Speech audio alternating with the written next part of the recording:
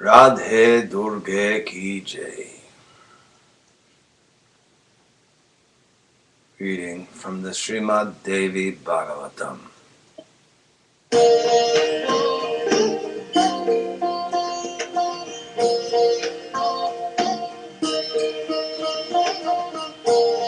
Where does the greatest goddess of all reside?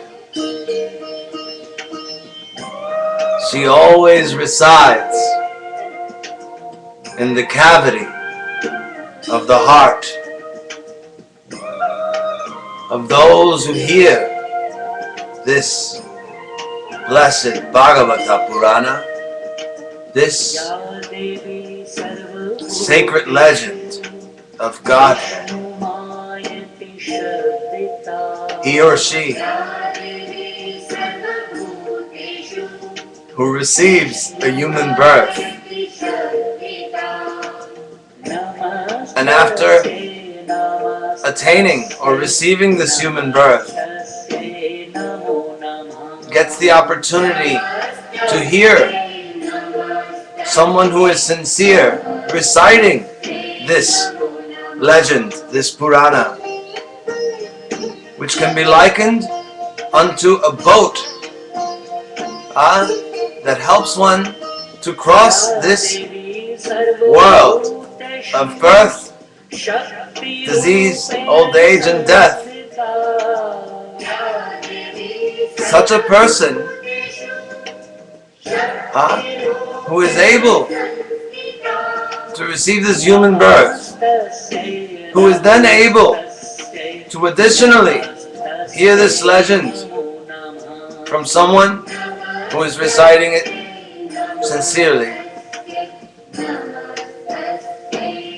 and who refuses to hear this Purana.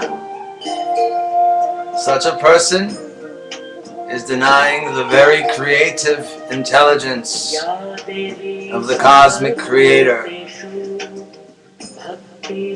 that has granted them the opportunity that they are just throwing away. How is it that wayward, dull-headed persons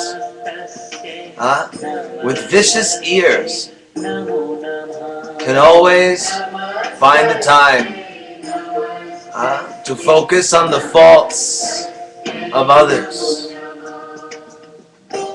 to focus on the folly of others? Such preoccupations are entirely useless. How is it that such persons cannot hear this pure legend, this pure story? This pure legend, this Bhagavata Purana, it grants the fourfold goals of human existence just by hearing it. It grants dharma, duty. It grants artha, which is wealth.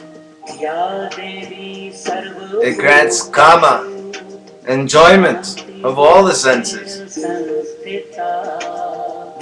And last but never least, it grants moksha, liberation from this material existence.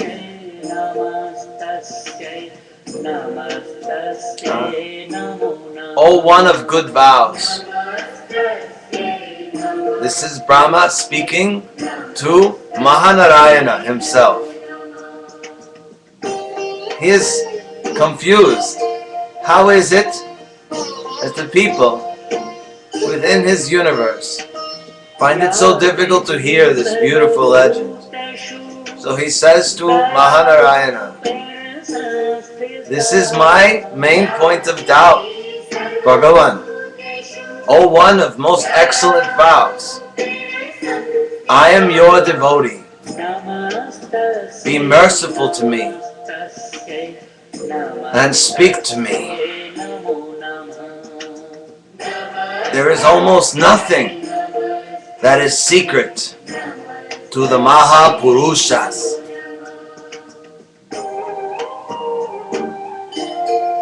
To the great males, universal males. This is a well-known fact, he says to him. Thus hearing Brahma's words, Bhagavan Narayana spoke. Bhagavan Narayana Uvacha. Uvacha means he's speaking. He says to Brahma, O Brahma, I now speak my mind to you. Listen carefully. O Brahma, though the Devas, the angels, the demigods, the Danavas, demoniac entities, and humans, as well as all the planets, all the lokas, know that you are the creator, Brahma, and that I am the preserver, and Rudra is the destroyer.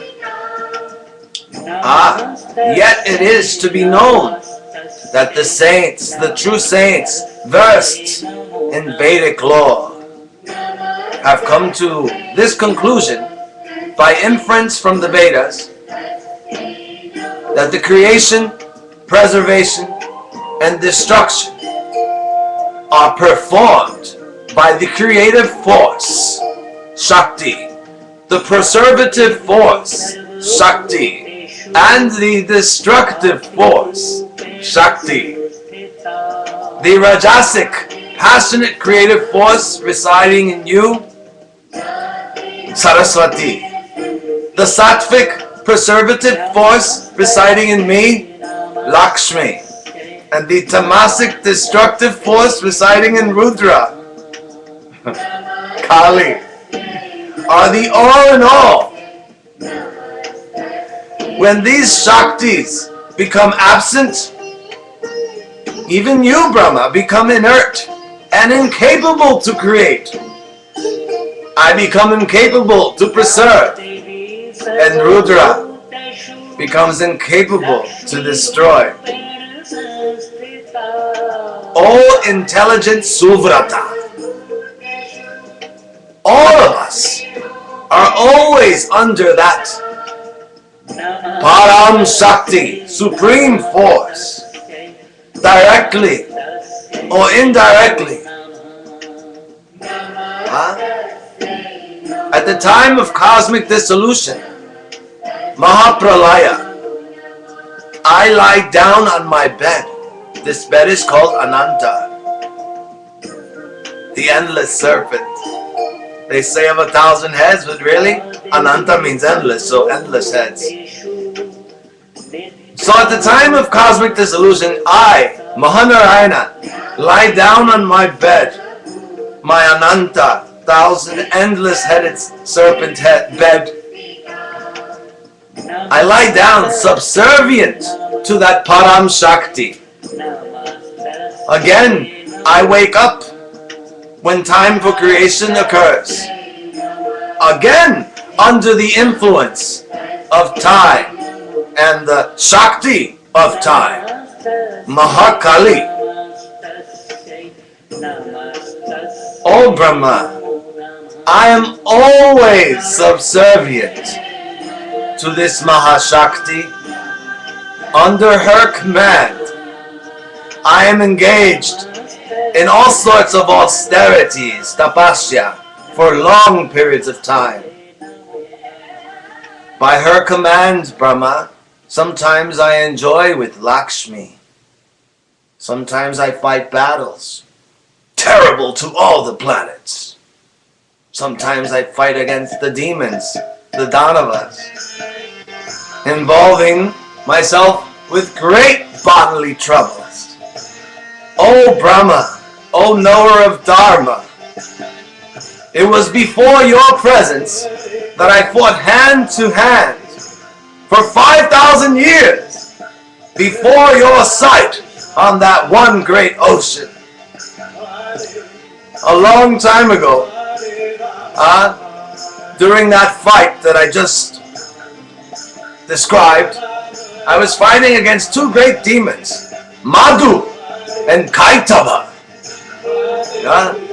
They sprung from the wax of my ear, maddened with pride. And by the grace of the Devi, the great goddess, only by her grace, I was able to be successful in killing those two Danavas. O Brahma, O highly fortunate one, you realized at that time that the great Shakti is higher than the highest and the cause of all causes. O Brahma, then why are you asking again and again this question? By the will of that Shakti, I have gotten this idea of being a man, and therefore I roam on this great ocean. Cycle after cycle, eon after eon, yuga after yuga, I assume only by her will sundry forms, like Kurma, the tortoise, like Varaha, the wild boar, like Narsingh, the man lion, like Vamana, the handsome dwarf, like Ram, the noble king, like Krishna, the most enchanting prince of all princes, the prince of all the kings of the earth.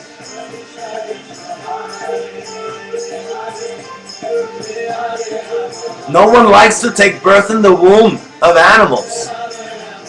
Do you think that I willingly take unpleasant births in the wombs of boars, tortoises? Certainly not. Only through her will and her direction would I even deign to do such things. What independent man is there who abandons the pleasurable enjoyment with Lakshmi and takes birth in an animal form such as a fish, etc.? Who would do such a thing? Only because of her grace, her direction, for she knows all things. She knows all things, and we all follow her dictates. But before, because some of you women hear about the goddess and immediately you get on this we're superior thing. The goddess, that goddess that I'm talking about, that is being talked about in this Bhagavatam, is beyond these silly notions of one gender is better than the next. And she still is. No way to describe her, for she is the mother of all. She is also, inexplicably, the father of all.